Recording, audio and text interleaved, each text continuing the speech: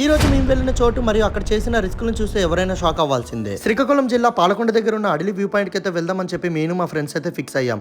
ఇంకా అడవి మధ్యలోనే ఆపి ఆకలి వేస్తుందని చెప్పేసి ఫుడ్ అయితే ప్రిపేర్ చేస్తున్నాం. చికెన్ కర్రీ కోసం అని చెప్పి ఆనియన్స్ ఇంకా టమాటాస్ కట్ చేసి మంచిగా వేసి దాని లోపల చికెన్ అయితే వేసాం. ఇంకా అలా ఫ్రెండ్స్ అందరం కూర్చొని చికెన్ కర్రీ అయితే ప్రిపేర్ చేసాం. ఎవరు లేని అడవిలోనే మా బండిలు పక్కన పెట్టి ఒక స్ట్రీట్ లైట్ కింద అయితే ఫుడ్ ప్రిపేర్ చేసుకుని అందరం అయితే ఇంకా కూర్చున్నాం. ఇంకా అలా చికెన్ కర్రీ అయిపోగానే డాబా నుంచి తెచ్చిన రోటీస్ తోటి ఇంకా చికెన్ కర్రీ నంచుకొని అయితే తిన్నాం.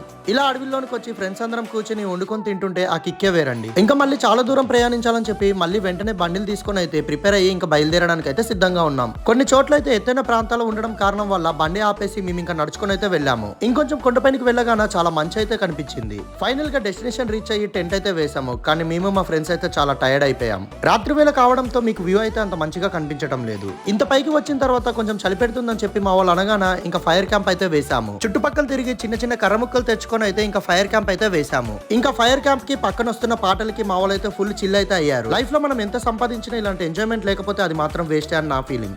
ఇంకా అలా మార్నింగ్ అవ్వగానే ఒక్కసారి అడవి వ్యూ పాయింట్ అయితే చూడండి. ఆ కొండల మధ్యలో ఇంకా మేఘాలు మన దగ్గరలో ఉన్నట్టుగా కనిపిస్తుంది. ఇంకా అలా కొద్దిసేపు ఎంజాయ్ చేసిన తర్వాత నేను మా ఫ్రెండ్స్ ఇంకా కలిసి అయితే బయలుదేరిపోయాం. మీరు ఎప్పుడైనా ఇలా మీ ఫ్రెండ్స్ తో ట్రిప్ కి వెళ్ళారా? అది ఏ ప్లేస్ కింద అయితే కమెంట్ చేయండి. నేను మీ డీకే సారంగ్.